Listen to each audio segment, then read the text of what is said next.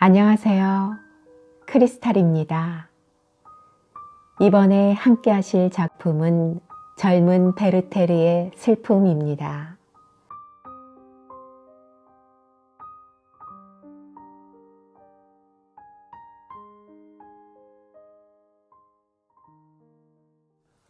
(9월 15일) 어쩌면 이렇게도 화가 날까. 비렐름이여, 이 세상에 얼마 남지 않은 귀중한 사물에 대해서조차 이해심도 없고 감정을 갖지 못한 인간이 있다고 생각을 하니 말일세. 성 XX촌의 성실한 목사를 찾아갔을 때 로테와 함께 내가 그 그늘에 앉았던 호두나무에 대한 이야기는 자네도 기억하고 있겠지. 그것은 참으로 근사한 호두나무였네. 그 이후로 언제나 내 마음을 그지없는 기쁨으로 충만케 해주고 있었다네. 그 나무 덕분에 목사관이 얼마나 친근하게 느껴졌는지 모른다네. 펼쳐진 나뭇가지의 시원스런 그늘, 그 무성하고 멋들어진 가지들, 곧잘 몇십 년 전으로 거슬러 올라가 나무를 심었던 성실한 목사를 생각하지 않을 수가 없다네. 학교 선생님은 할아버지에게서 전해 들었다면서 그 목사의 이름을 말해 주었지. 훌륭한 분이었다고 하는데 그 나무 아래에서 그 사람의 이름을 생각할 때마다 나는 성스러운 기분이 들곤 했지. 어제 우리가 호두나무가 잘렸다는 이야기를 꺼냈을 때 학교 선생님의 눈에는 눈물이 그득하였네. 그 호두나무는 잘렸다네. 나는 미칠 것만 같네. 그 나무에 맨 처음 도끼를 들이댄 짐승 같은 녀석을 죽여버리고 싶을 정도야. 가령 그런 나무가 두세 그루 내 정원에 있었다고 치고 그 가운데 한 그루가 늙어서 말라 죽었을 경우라도 슬픔으로 몸이 까칠해질 지경인 내가 이 일을 잠자코 보고 있어야만 하다니. 친구여, 그런데 여기에 한 가지 재미있는 일이 있다네. 인간의 감정이란 참 묘한 걸세. 온 마을 사람들이 불평하기 시작한 거야. 목사 부인은 버터며 달걀이며 그 밖에 선사품이 들어오는 양이 줄어드는 것을 보고 자기가 마을 사람들에게 얼마나 인심을 잃었는지 깨닫게 되었으면 좋겠네. 나무를 베게 한 장본인은 바로 새로운 목사의 부인이거든. 새로 부임한 목사의 부인은 전에 노 목사는 돌아가셨네. 마르고 병약한 여잔데 그녀가 세상에 아무런 관심을 갖지 않는 것은 아무도 그녀에게 관심을 가져주지 않기 때문이지. 학자들 틈에 끼어서 성서 연구에 골몰하고 한창 유행하는 도덕적, 비판적 그리스도교 개혁에 참여했으며 라베테르의 광적인 신앙에 으쓱거렸던 끝에 건강이 몹시 나빠졌는데 그렇게 되고 보니까 하느님이 창조하신 이 대지에서는 아무런 즐거움도 모르고 사는 어리석은 여자일세. 그런 여자니까 호두나무를 아무렇지도 않게 베어버리게 할 수 있었던 거지. 그녀의 구실인즉 이렇다네. 낙엽이 지면 뜰이 지저분해지고 잎이 무성할 때는 햇빛을 가리고 호두가 열리면 아이들이 돌을 던지니 신경에 거슬려서 케니코트와 제물러 그리고 미아 앨리스를 비교 검토하려고 해도 깊이 생각할 수 없다는 걸세. 마을 사람들, 그 중에서도 노인들이 무척 불만스러운 듯하기에 나는 물어보았네. 여러분들은 어째서 보고만 계셨나요? 이 고장에선 촌장이 일단 작정을 하면 우리로서도 어쩔 도리가 없거든요. 하는 대답이었네. 그런데 한 가지 고소한 일이 생겼다네. 촌장과 목사는 그 나무 판 돈을 둘이서 반반씩 나누어 갖기로 공모를 하였다네. 목사는 평소에 늘 묽은 스프만 끓여주는 그 부인에게 넌더리가 날 지경이었는데 이번에는 그녀의 변덕스러운 신경질의 덕을 좀 볼까 했던 거지. 그런 내막이 재무국에 알려져서 나뭇값은 관리소에 바치라는 통고가 내려온 걸세. 그럴 수밖에 없는 것이 호두나무가 서 있던 땅은 옛날부터 재무국에 속해 있었기 때문이라네. 결국 그 호두나무는 관리소에 의하여 경매에 붙여지고 말았다네. 어쨌든 호두나무는 쓰러졌네. 아, 내가 만일 영주라면 목사 부인이며 촌장이며 관리소를 모조리 영주라. 영내의 나무 따위에 신경을 쓰고 있을까? 10월 10일 로테의 검은 눈동자를 보기만 해도 나는 즐거워진다네. 그런데도 못마땅한 것은 알베르트가 별로 행복해 보이지 않는다는 것일세. 만일 나라면 이러하리라 생각했던 만큼의 말일세. 아니, 나는 이렇게 문장 속에 줄을 치고 싶지는 않지만 달리 표현할 길이 없어서일세. 나는 이것으로 충분히 알아볼 수 있으리라 믿네. 10월 12일 오세안이 나의 마음속에서 호메로스를 밀어내었네. 이 위대한 시인이 나를 끌어들이는 세계는 그야말로 기막힌 세계일세. 나는 피어나는 안개에 쌓여 어스름 달빛 속에 조상들의 영혼을 깨어내는 비바람에 시달리며 황야를 넘어가고 있네.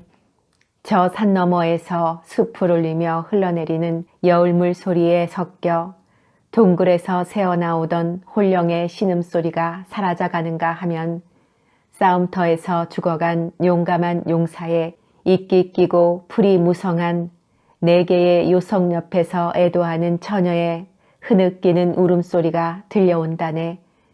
이윽고 유랑하는 백발의 음유시인이 나타나 광막한 황야에서 조상들의 발자취를 찾아 헤매다가 아, 마침내 이곳에서 그 묘석을 찾아낸 걸세. 그는 비탄에 잠긴 채 사납게 물결치는 바다 저 너머로 빠져들어가는 저녁별을 바라보네. 이 영웅 시인의 가슴 속에는 지나간 시대가 생생하게 되살아나네. 그 무렵에는 용사들의 고난의 길을 축복해 주듯이 햇볕이 따스하게 내리쬐 주었던 걸세.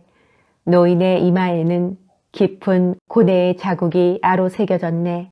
최후에 혼자 남은 이 용사는 피로에 지친 채 무덤을 방황하는 망령들을 눈앞에 대하자 벅찬 기쁨이 새로이 샘솟아 올랐네. 그는 흔들리는 풀, 숲에 차가운 땅을 내려다보며 이렇게 외쳤다네. 아름다웠던 날에 나를 아는 나그네들은 와서 물으리라. 그 명창, 핑갈의 그 뛰어난 아들은 지금 어디 있는가 하고 그의 발길은 무덤 위를 스쳐서 지날 것이다. 그는 땅 위에서 헛되이 나를 찾아 헤맬 것이다. 아, 친구여, 나도 충성스러운 경호무사와 같이 칼을 빼어들고 서서히 숨이 끊어져가는 단말마의 고통에 시달리는 나의 영주 오시안을 그 고통으로부터 해방시켜주고 싶네. 그리하여 해방된 이 산과 같은 사람의 뒤를 나도 따라가고 싶네. 10월 19일 아, 이 공허. 내 가슴 속에 느껴지는 무서운 공허. 나는 자꾸만 생각한다네. 딱 한 번만이라도 그녀를 이 가슴에 껴안을 수 있다면 이 공허는 완전히 메워줄 수 있으리라고 나는 가끔 생각한다네. 10월 26일 그렇다네. 나는 확신하네. 친구여, 한 인간의 존재 따위는 대수로운 게 아닐세. 정말 보잘것없는 것임을 나는 분명히 알게 되었다네. 로텐의 집에 그녀의 여자친구가 한 사람 찾아왔었네. 나는 그 옆방으로 책을 가지러 갔었는데 책 읽기가 시들해져서 펜을 들고 할 일 없이 극적거리기 시작했네.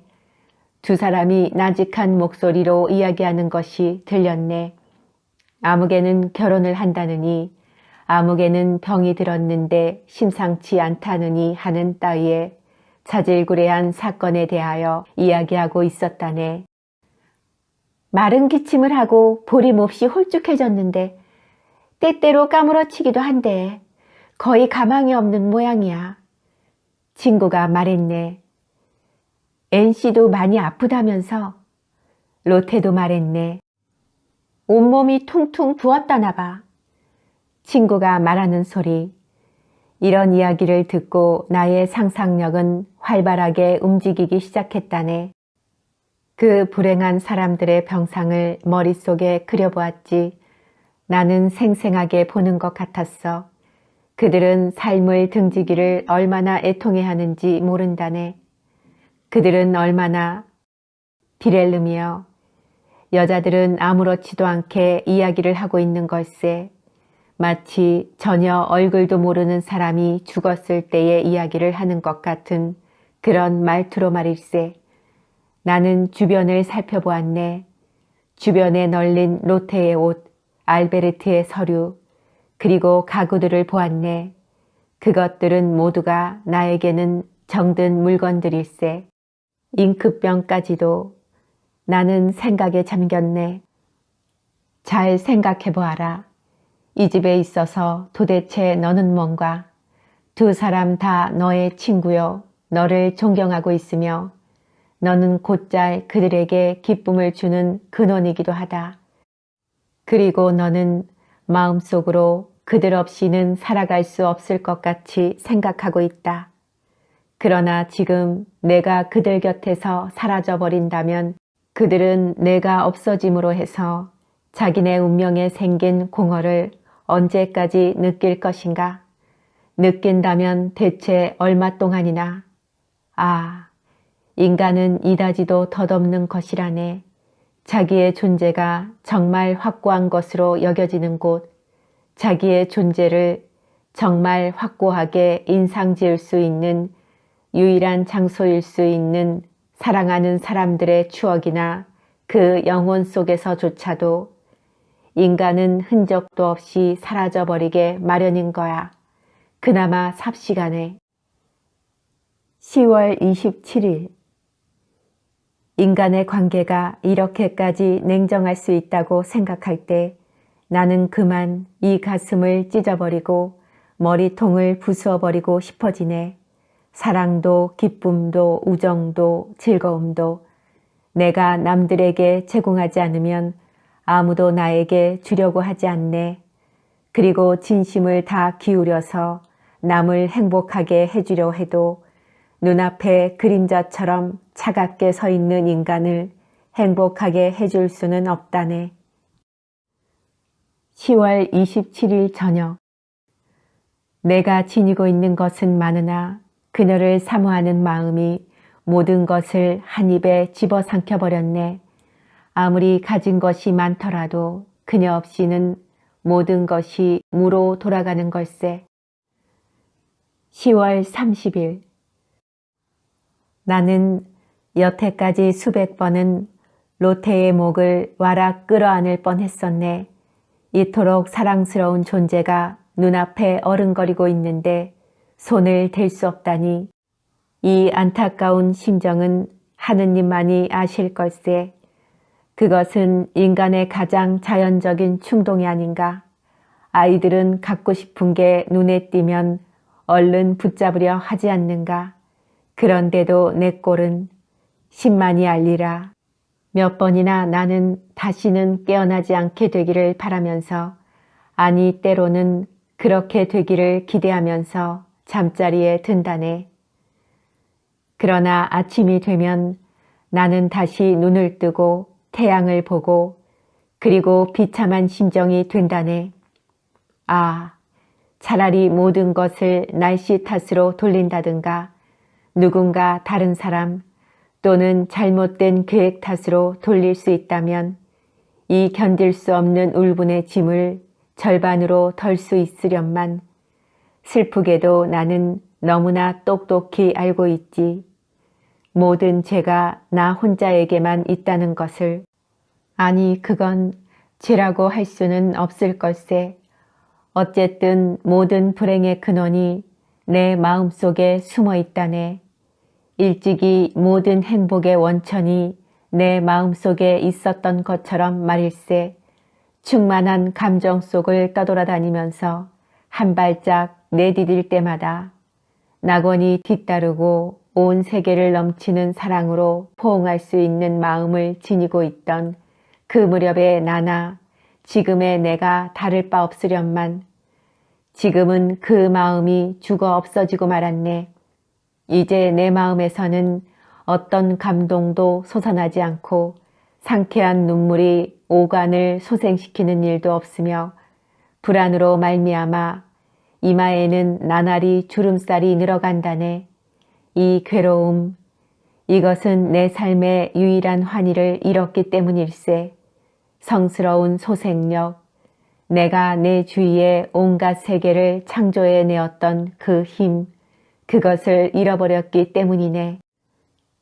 창문 밖으로 멀리 언덕을 내려다보고 있으면 아침 해가 안개를 헤치며 솟아올라와 고요한 풀밭을 비춰주고 유유히 흘러가는 시냇물이 기슭에 들어선 벌거숭이 버드나무 사이를 누비며 내게로 다가온다네.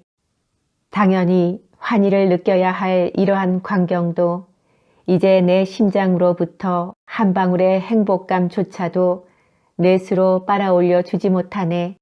사내대장부가 말라버린 샘, 물이 없는 물통처럼 하느님 눈앞에 우두커니 서 있을 따름일세. 나는 몇 번이나 땅바닥에 엎드려 제게 눈물을 내려주십사고 하느님께 빌었네. 마치 하늘이 청동색으로 머리 위에서 빛나고 대지가 말라 터져갈 때 농부들이 비를 갈구하듯이. 그러나 내가 그토록 목마르게 요청하였는데 신은 결코 비도 햇빛도 주시지 않는구려. 이제 되돌아보면 괴롭기만 한 그 시절이 어째서 그토록 행복했던 것일까? 그것은 내가 참을성 있게 하느님이 내려주시는 환희를 중심으로 감사하며 받아들였기 때문이 아니었을까? 11월 8일, 로테가 나의 무절제를 책망했네. 그것도 지극히 사랑스럽게. 포도주 한 잔에 거나해지면 곧잘 한 병을 몽땅 비워버리는 그런 나의 무절제를. 그러시면 안 돼요. 제 생각도 좀 해주세요. 그녀는 말했네. 당신을 생각하다니요. 그런 말을 내게 할 필요가 있을까요? 하고 나는 생각하고 있어요. 아니, 생각하다 뿐이겠습니까? 당신은 언제나 제 마음속에 있는걸요. 오늘 나는 며칠 전에 당신이 마차에서 내렸던 바로 그 장소에 앉아 있었답니다. 나는 말했네. 로테는 화제를 다른 데로 돌려서 내가 더 이상 그런 말을 하지 못하게 해버렸네. 친구여, 이제 나는 제정신이 아니네.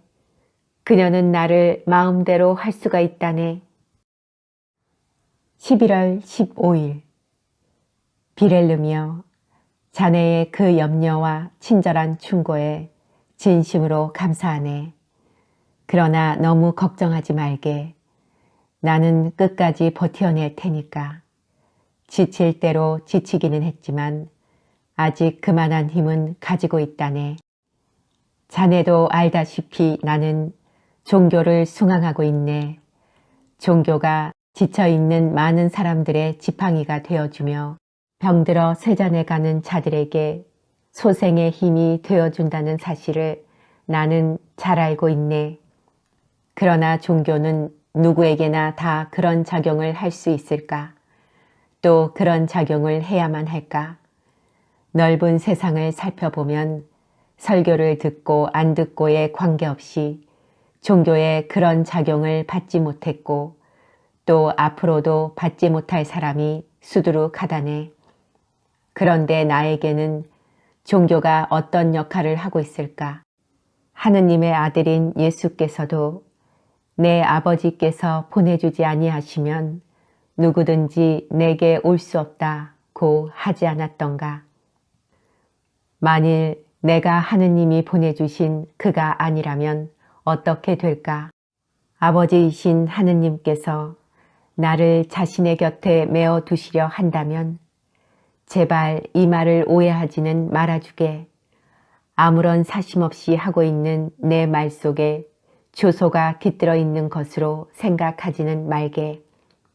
내 심정을 그대로 자네에게 내보였을 뿐이니까. 그렇지 않다면 차라리 잠자코 있었을 걸세. 그렇지 않아도 나는 이런 문제에 대하여 중언부언하고 싶지 않네. 그것은 나뿐만 아니라 아무도 잘 알지 못하는 일이니까. 자기에게 주어진 일을 참고 견디며 자신의 술잔을 비우는 일, 이것이 인간의 운명이 아니겠는가? 이 술잔은 인간의 모습으로 나타나신 하느님의 아들의 입술에도 쓰디쓴 것이었는데 내가 어찌 허세를 부리며 그것이 달콤한 채 할 필요가 있겠는가? 나의 모든 존재가 삶과 죽음의 갈림길에 서서 전율하고 과거가 번갯불처럼 어두운 미래의 심연 위에서 번쩍이며 나를 둘러싼 만물이 멸망하고 이 몸과 더불어 온 세계가 몰락해가는 무서운 순간에 내 어찌 부끄러워할 필요가 있겠는가? 그 부르짖음이야말로 자기 자신만을 의지할 수밖에 없는 지경에까지 몰린 채 힘을 다하여 걷잡을 수 없이 전락해가는 인간의 목소리가 아닌가? 나의 하느님, 나의 하느님, 어찌하여 나를 버리시나이까? 라고 한 그 부르짖음 말일세. 그런데 내가 그런 부르짖음을 부끄럽게 여겨야 하나? 또한 그와 같은 순간이 있다는 것을 두려워할 필요도 없겠지. 하늘을 한 필의 옷감처럼 둘둘 말아서 거둘 수 있는 하느님의 아들조차도 피할 수 없는 그런 순간을 겁낼 필요가 있겠는가? 11월 21일 로테는 알지도 느끼지도 못하는 사이 나와 그녀 자신을 파멸시키는 독약을 조제하고 있네. 그리고 나는 입맛을 다시며 들이마시네. 나를 파멸로 인도하기 위해 내미는 그 독배를 자주, 아니 자주라고는 할 수 없지만 때때로 나를 쳐다보는 그녀의 정다운 눈초리와 내가 스스로 나타내는 감정의 표시를 곧잘 받아들이는 따뜻한 그녀의 호의, 그녀 얼굴에 떠오르는 나의 인내에 대한 동정 등은 무엇을 뜻하는 것이겠나. 어제 내가 돌아오려 할 때 그녀는 나에게 손을 내밀며 말했네. 안녕히 가세요. 사랑하는 베르테르 씨. 사랑하는 베르테르. 그녀가 나를 사랑하는 을 붙여서 부른 것은 처음이었네. 골수에까지 스며드는 말이었네. 나는 그 말을 몰래 입속으로 수백 번이나 되풀이했지. 그리고 밤에 잠자리에 들면서도 중얼중얼 혼잣말을 속으로 중얼거리던 끝에 이런 말이 튀어나왔네. 잘 자요, 사랑하는 베르테르 씨. 그러고는 나도 희죽 웃어버렸네. 11월 22일 로테를 저에게 맡겨주소서. 하고 나는 기도할 수는 없네. 그렇지만 가끔은 그녀가 내 사람처럼 생각된다네. 그녀를 제게 돌려주소서. 하고 기도할 수도 없네. 그녀는 이미 다른 남자의 소유니까. 나는 가슴이 쓰라린 나머지 궤변을 늘어놓고 있는 거라네. 이러다간 명제와 대립 명제에 끝없는 기도가 되풀이될 걸세. 11월 24일 로테는 내가 얼마나 괴로워하고 있는지 알고 있네. 오늘따라 그녀의 눈매는 내 마음속 밑바닥까지 꿰뚫어 보는 것이었네. 찾아갔더니 그녀는 혼자 있더군. 나는 아무 말도 하지 않았지. 그녀는 물끄러미 나를 쳐다보았네. 여느 때와 같은 사랑스러운 아름다움과 뛰어난 정신의 밝은 빛을 보이지 않았네. 그런 것들은 모두 내 눈앞에서 자취를 감추고 있었네. 그런 것보다도 훨씬 더 숭고한 눈길이 나를 향해 쏟아지고 있었네. 거기엔 깊고 깊은 동정, 그리고 괴로움에 대한 애달픈 공감이 가득 서려 있는 눈빛이었네. 어째서 나는 그 발 아래 꿇어 엎드리지 않았을까? 어째서 그녀의 목을 끌어안고 끝없는 키스로 그녀에게 보답하지 않았는지 모르겠네. 로테는 몸을 피하여 피아노 앞으로 갔네. 그리고는 피아노를 치면서 나직하고 아름다운 목소리로 속삭이듯이 노래를 부르는 것이었네. 로테의 입술이 그처럼 매혹적으로 보였던 적은 없었네. 그 입술은 마치 달콤한 피아노의 멜로디를 빨아들여 마시는 듯 열려 있었으며 은밀한 반향이 그 순결한 입술에서 메아리 치는 것만 같았다네. 그것을 그대로 자네에게 전해줄 수만 있다면. 나는 그만 견딜 수 없는 심정이 되어 머리를 숙이고 이렇게 맹세했네. 성스러운 입술이여. 하늘의 정령이 어려 있는 그 입술에 나는 결코 키스를 강요하지 않으리라. 그러면서도 한편 나는 결코 단념할 수가 없었네. 내 마음 알겠지? 오, 이런 생각이 장벽처럼 내 영혼을 가로막고 있네. 사무치는 행복을 이 몸으로 맛보고 그리고 나서 파멸하여 그 죄를 짊어져도 좋다고. 그런데 그것이 어찌하여 죄란 말인가? 11월 26일. 가끔 나는 나 자신에게 말한다네. 내 운명은 유례가 없을 만큼 비참하다. 그러므로 남들이 아무리 불우하다고 하더라도 너보다는 행복하다. 이토록 괴로워한 자는 일찍이 아무도 없었다. 그리고 나서 옛 시인의 글을 읽으면 마치 내 마음속을 들여다보고 있는 듯한 느낌이 든다네. 나는 수많은 고난을 참고 견뎌야 하네. 아, 인간이란 과연 옛날에도 이토록 비참했을까?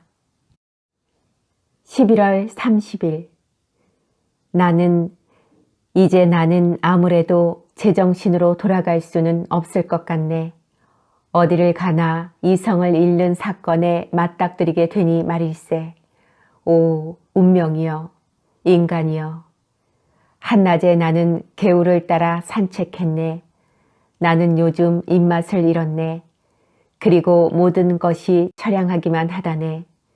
산에서 눅눅하고 차가운 서풍이 불고 잿빛 비구름이 골짜기로 흘러들고 있었지. 멀리 남루하고 푸른 옷차림의 사나이가 바위 사이를 기어다니는 것이 보였네. 약초라도 찾고 있는 것 같았지. 내가 다가가자 발소리를 듣고 힐끗 뒤를 돌아보았는데 정말 이상한 인상을 풍기고 있었네. 조용한 슬픔이 얼굴 전체에 풍기고 선량하고 정직한 인간미가 엿보였네. 검은 머리는 두 가닥으로 말아서 핀을 꽂았고 나머지 머리는 굵게 따 등 뒤로 늘어뜨리고 있었네. 옷차림으로 보아 신분이 낮아 보였으므로 그가 하고 있는 일에 내가 관심을 보여도 언짢게 여기지 않을 듯 싶어서 무엇을 찾고 있느냐고 물어보았네. 꽃을 찾고 있습니다. 그런데 한 송이도 보이지 않는군요. 한숨을 휴 내쉬면서 그는 대답했네. 그야 계절이 다 지났으니 그럴 수밖에 없죠. 나는 웃으면서 말했지. 꽃은 얼마든지 있습니다. 그는 내가 서 있는 쪽으로 성큼 내려오면서 말했네. 우리 집들에는 장미와 인동덩굴 두 종류가 있답니다. 그중 하나는 아버지가 주신 것인데 둘 다 잡초처럼 우거졌답니다. 벌써 이틀째 그걸 찾고 있는데 보이지 않는군요. 이 근처에도 언제나 꽃이 피어 있지요. 노란 꽃, 파란 꽃, 빨간 꽃들 말입니다. 수레국화도 예쁜 꽃이지요. 그런데 하나도 보이지 않는군요. 나는 약간 이상한 기분이 들어서 슬쩍 둘러서 물어보았네. 그런데 꽃은 무엇에 쓰려는 거요? 그의 얼굴에 야릇한 미소가 잔물결을 이루더니 이건 아무에게도 이야기하면 안 되는데. 하고 그는 손가락을 입에 갖다 대고는 말을 이었네. 애인한테 꽃다발을 선물하기로 약속했거든요. 그거 근사하군요. 나는 말했지. 아, 제 애인은 없는 게 없어요. 부자거든요. 그래도 당신의 꽃다발만한 게 어디 있겠소? 그녀는 보석도 갖고 있어요. 또한 왕관도 갖고 있죠. 대관절 그분의 이름은 뭡니까? 네덜란드 정부가 나에게 월급을 주었더라면 저도 이렇게 되진 않았을 겁니다. 그래요. 옛날엔 좋았지요. 저는 행복했습니다. 그러나 이젠 글렀어요.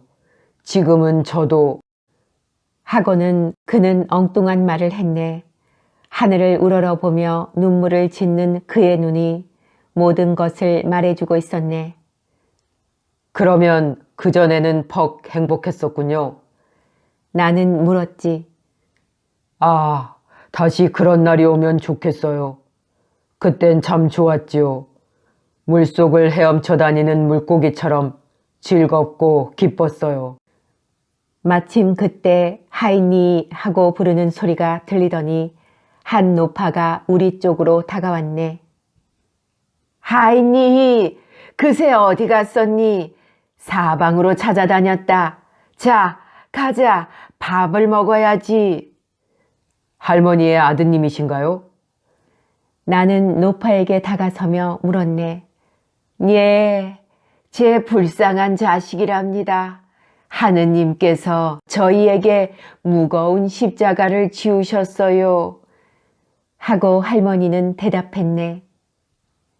이렇게 된 지가 얼마나 됐습니까? 내가 물었지. 이렇게 얌전해진 지는 반년쯤 되었어요. 그전에는 꼬박 1년 동안 어찌나 날뛰고 행패를 부렸는지 정신병원에서 사슬에 묶여 있었지요. 지금은 행패를 부리지 않습니다. 다만 말끝마다 임금님이 어떠니 황제가 어떠니 하는 소리만 한답니다. 원래는 온순하고 얌전한 아이였죠. 집안 살림도 도와주고 글씨도 잘 썼는데 그런데 갑자기 우울증이 생기더니 지독한 열병 끝에 그만 미쳐버리더군요. 그랬다가 지금은 보시는 것처럼 이 모양이랍니다. 그 이야기를 하자면 나는 그녀의 말을 가로막고 물었네. 한때 매우 행복하고 즐거웠던 모양인데 그건 어느 때 이야기인가요? 바보 같은 소리를 또 했군요. 완전히 정신이 돌았던 때 이야기를 하고 있는 거랍니다. 언제나 그걸 자랑 삼아 이야기한답니다. 정신병원에 들어가서 자기가 어떤 몰골을 하고 있는지 알지도 못하면서 말이에요. 노파는 연민의 미소를 머금고 말했네. 그 말은 벼락처럼 내 가슴을 때렸네. 나는 노파 손에 지폐 한 장을 쥐어주고 얼른 그곳을 떠났네. 내가 행복했던 때. 나는 시내를 향해 황망히 걸음을 재촉하면서 외쳤네. 내가 물속을 헤엄쳐 다니는 물고기처럼 행복했던 때. 하늘에 계신 주여, 당신은 이성을 지니기 이전과 이성을 잃어버린 이후를 제외하고는 행복해질 수 없도록 인간의 운명을 이렇게 정해놓으셨나이까? 가엾은 사나이여, 그래도 나는 그대의 슬픔과 그대를 초췌하게 하는 정신착란이 부럽구나. 그대는 희망에 부풀어 행차한다. 그대의 여왕을 위하여 한겨울에 꽃을 따려 하다가 하나도 보이지 않는다면서 한탄을 하되 어째서 꽃이 보이지 않는지는 모르고 있다. 그런데 나는 희망도 목적도 없이 나갔다가 집을 나섰을 때와 똑같은 기분으로 돌아온다. 그대는 네덜란드 정부에서 월급만 주었더라면 훌륭한 사람이 될 수 있었다고 망상하고 있다. 행복한 사나이여, 행복해질 수 없는 까닭을 이 세상의 현실적인 장애 탓으로 돌릴 수 있다니 그대는 느끼지 못하고 있네. 그대가 비참하게 된 원인이 산산이 파괴된 그대의 마음속에 있으며 그대를 미치게 한 머릿속에 있음을, 그리고 지상의 어떤 권력으로도 그대를 거기서 구해낼 수 없음을, 신병을 고치기 위하여 약효가 있다는 먼 온천장으로 여행을 갔다가 그 때문에 도리어 병이 악화되어 고통을 받게 되었다고 해서, 혹은 마음의 상처를 입고 양심의 가책을 면하고 영혼의 고뇌를 없애기 위해 고난을 겪으며 그리스도의 무덤을 찾아 순례의 길을 떠나는 사람을 멸시할 수 있는 그런 인간은 비참하게 죽어 마땅하다. 길도 없는 길을 걸어가느라고 발바닥은 상처를 입을지라도 그 한 발짝 한 발짝이 괴로워하는 영혼에 있어서는 한 방울의 진통제가 되는 거라네. 고달픈 여행에 하루하루를 참고 견디어낼 때마다 가슴 속에 무거운 짐은 가벼워지고 마음은 그만큼 평온해지는 거라네. 폭신한 소파에 앉아서 입만 나불거리는 자들이여, 그대들은 이것을 어찌 감히 망상이라고 단정하느뇨. 망상, 오 하느님, 저의 눈물을 보소서. 인간을 이토록 가난하게 창조하신 당신께서는 어찌하여 이 얼마 되지 않는 가난한 소유분까지도 빼앗아 가버리는 형제들까지 덤으로 주셨나이까? 그 형제들은 당신께로 향한 얼마 되지 않는 믿음까지도 빼앗아 가버립니다. 만물을 사랑하시는 주여, 약초를 믿으며 뚝뚝 떨어져 내리는 포도즙을 믿는 그 마음은 당신께로 향한 믿음이 아니고 무엇이겠습니까? 우리를 애워싼 삼라만상 속에 우리가 언제나 필요로 하는 힘, 병을 낫게 하는 힘을 당신이 간직해 놓으신 것으로 믿는 것이 아니고 무엇이겠습니까? 정체를 알 수 없는 하느님 아버지시여, 전에는 당신께서 제 영혼을 구석구석까지 충만케 해주셨으나 지금은 저를 외면하시는 아버지시여, 부디 저를 당신 곁으로 불러주십시오. 이 이상 더 침묵하지 마소서.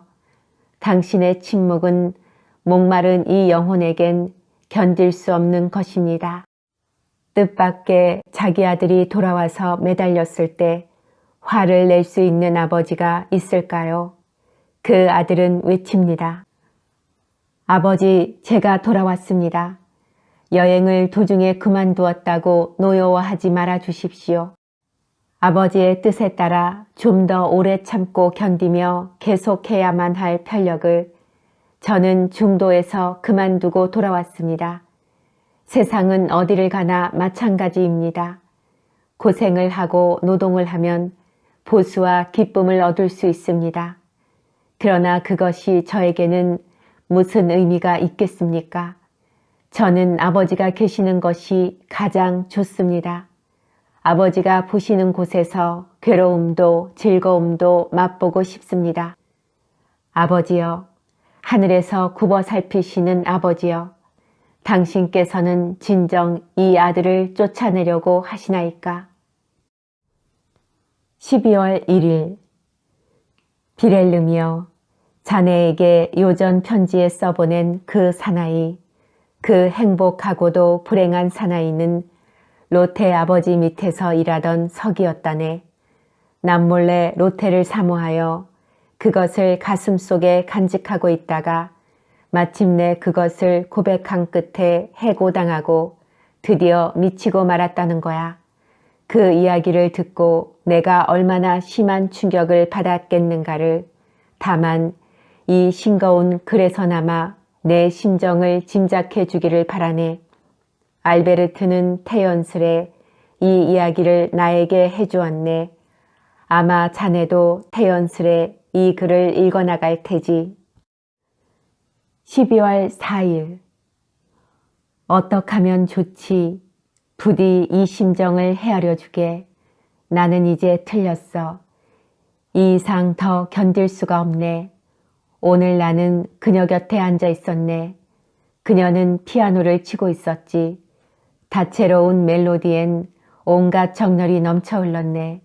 온갖 감정이 다 말일세. 자네는 어떻게 생각하는가? 그녀의 어린 여동생이 내 무릎 위에 앉아서 인형에게 옷을 입히고 있었네. 나는 눈물이 날 것만 같았네. 고개를 숙였더니 로테의 결혼 반지가 눈에 띄더군. 눈물이 왈칵 솟았네. 그때 그녀가 꿈결 같은 감미로운 옛곡조를 치기 시작하였네. 그것은 실로 돌발적이었네. 내 영혼은 구석구석까지 위로를 받았네. 그와 동시에 지나간 날들의 추억이 내 마음속으로 소용돌이 쳤네. 전에 이 곡을 들었던 무렵의 일, 로테 곁을 떠나 있었던 날들, 그 밖에 우울과 분노와 물거품으로 돌아간 희망에 대한 추억에 사로잡혀 나는 방 안을 이리저리 걸어다녔네. 북받쳐 오르는 서러움에 숨이 막힐 것만 같았네. 제발 부탁합니다. 제발 그만두십시오. 나는 격렬한 감정을 이기지 못해 로테 곁으로 내다르며 말했지. 로테는 손을 멈추고 나를 빤히 쳐다보았네. 베르테르 씨. 그녀는 미소를 지으면서 말했네. 그 미소는 내 마음속에 고스란히 스며들었네. 베르테르 씨, 몸이 편찮으신 모양이군요. 평소 그렇게 좋아하시던 곡이 마음에 안 드시다니. 그만 댁으로 돌아가시도록 하세요. 그리고 제발 마음을 진정시키세요. 나는 훌쩍 그녀 곁을 떠났네. 하느님, 당신께서는 제 비참한 모습을 보고 계시겠죠. 어서 이 불행이 끝나게 해주십시오.